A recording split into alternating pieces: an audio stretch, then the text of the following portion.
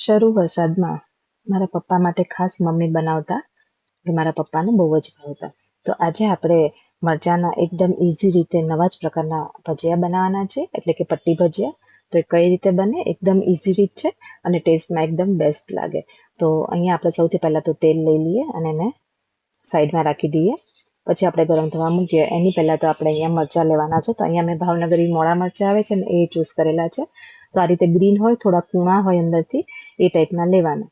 એકદમ કડક ને એવા હોય ને એકદમ ડાર્ક ગ્રીન, તો એ તીખા હોય છે. એટલે આ રીતે આપણે મીડિયમ હોય ને એ ટાઈપના લેવાના.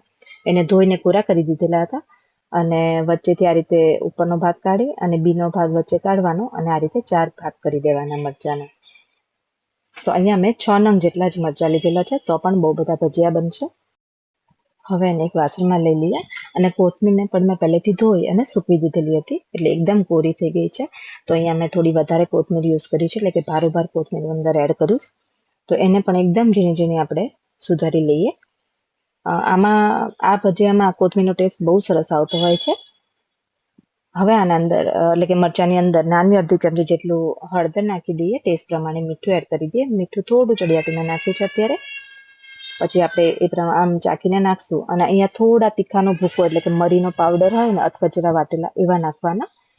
અડધી ચમચી જેટલા અજમા અંદર એડ કરીએ છીએ. અજમાનો ટેસ્ટ આમાં સારો આવશે અને પચવામાં પણ હલકા. અને નાની અડધી ચમચી જેટલું આપણે થોડી અહીંયા વરિયાળી પણ નાખેલી છે. વરિયાળીનો ટેસ્ટ પણ મસ્ત આવે. જો તમને ન ભાવતી તો તમે સ્કીપ કરી શકો છો. અને નાના અડધા લીંબુનો રસ. હવે આ બધી વસ્તુને મિક્સ કરી, આપણી પાસે ટાઈમ હોય ને તો 5 મિનિટ રાખવાનો અને ટાઈમ ના હોય તો સીધા પણ કરી શકાય. કારણ કે જો આપણે થોડી વાર રાખશું ને તો બધા મસાલા મરચાંની અંદર ભળી જશે, એટલે સરસ ટેસ્ટ આવતો હોય છે. હવે અહીંયા 5 મિનિટ થઈ ગઈ છે અને તેલ મેં ધીરા ગેસે શરૂ કરી દીધેલું છે ગરમ થવા. આ રીતે મીડિયમ રાખેલી ફ્લેમ. અને તેલ ગરમ થાય ને ત્યાં સુધીમાં આપણે આ પ્રિપરેશન પણ થઈ જશે. તો આ બનતા બિલકુલ વાર નથી લાગતી, ફટાફટથી થઈ જાય છે. તો અહીંયા અડધા કપ જેટલો ચણાનો લોટ લીધેલો છે. જરૂર પડશે તો એડ કરશું, પણ અત્યારે અડધા કપમાં પણ થઈ જ રહેશે. સાથે 1 ચમચી જેટલો આપણે ચોખાનો લોટ નાખવાનો છે. જો તમારી પાસે ના હોય તો સ્કીપ પણ કરી શકો છો, પણ નાખશો તો થોડા ક્રિસ્પી પણ થશે અને ટેસ્ટમાં સરસ લાગશે અને દેખાવમાં મસ્ત થશે. એકદમ શાન નહીં પડે, સરસ લાગશે એમ દેખાવમાં. હવે આપણે મિક્સ કરવાનો લોટને પહેલાં તો, એટલે મીઠાનું એ પાણી થયું હોય અને સાથે આપણે લીંબુ નાખ્યું છે એનું પણ પાણી હોય, એટલે એ બેમાં જેટલું હોય ને એટલા મિક્સ કરી દઈએ. પછી થોડું થોડું પાણી નાખવાનું અને આ રીતનું કરવાનું. એક કોટ એટલે કે ઉપર એક લેયર તૈયાર થવું જોઈએ. તો અહીંયા મેં 3 ચમચી જેટલું પાણી યુઝ કર્યું છે. થોડું પ્લસ માઇનસ થઈ શકે. અને લાસ્ટમાં કોથમીર નાખી મિક્સ કરી દઈએ. જો કોથમીરનો ટેસ્ટ તમને આમાં ન ભાવતો તો તમે સ્કીપ કરી શકો છો, પણ નાખશો ને તો એકદમ ટેસ્ટી બનતા હોય છે. હવે અહીંયા તેલ કેવી રીતે જોવાનું, તો કે જો થોડું બેટર નાખ્યું ને તો ધીરે રહીને ઉપર આવશે બબલ્સ થઈને. એનો મતલબ કે આ તેલ તળવા માટે એકદમ બરાબર છે. તો બસ આવું તેલ હોવું જોઈએ. નાખવા ટાઈમે હાઈ ફ્લેમ રાખવાની છે અને પછી મીડિયમ ફ્લેમ પર આપણે એને થવા દેવાના છે. તો અત્યારે હાઈ ફ્લેમ પર હું એક એક પટ્ટી આ રીતે મૂકી દઉં છું. આમાં એક સાથે નાખશો ને તો ઘણીવાર છે ને એકબીજા ઉપર ચીપકી જતા હોય છે. એટલા માટે આપણે એક એક પટ્ટી બને તો નાખવાની. અને આને હલાવવાની બિલકુલ ઉતાવળ નથી કરવાની. બબલ્સ થશે, બબલ્સ થોડા ઓછા થશે. તો અહીંયા જો આ રીતે ઓછા થયા અને મરચાં આ રીતે ઉપર આવી જશે થોડા, એવું લાગશે તમને. પછી તમારે એને ફેરવવાના. હવે ગેસની ફ્લેમ આપણે આ ટાઈમે મીડિયમ કરી દેવાની. તો મીડિયમ ફ્લેમ પર જ એને થવા દેવાના છે.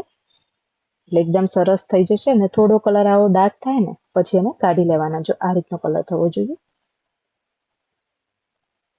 તો આ રીતનો કલર થાય એટલે આપણે એને કાઢી લઈએ. આ જ રીતે આપણે બીજા મરચાં પણ તળી નાખીએ. આનો ટેસ્ટ એકદમ જબરજસ્ત લાગશે અને બની પણ જલ્દી જશે. ઓછી મહેનતમાં, ઓછા ટાઈમમાં, ઓછી વસ્તુમાં બની જતા હોય છે. એટલે ખાવાની મજા જ આવશે તમને.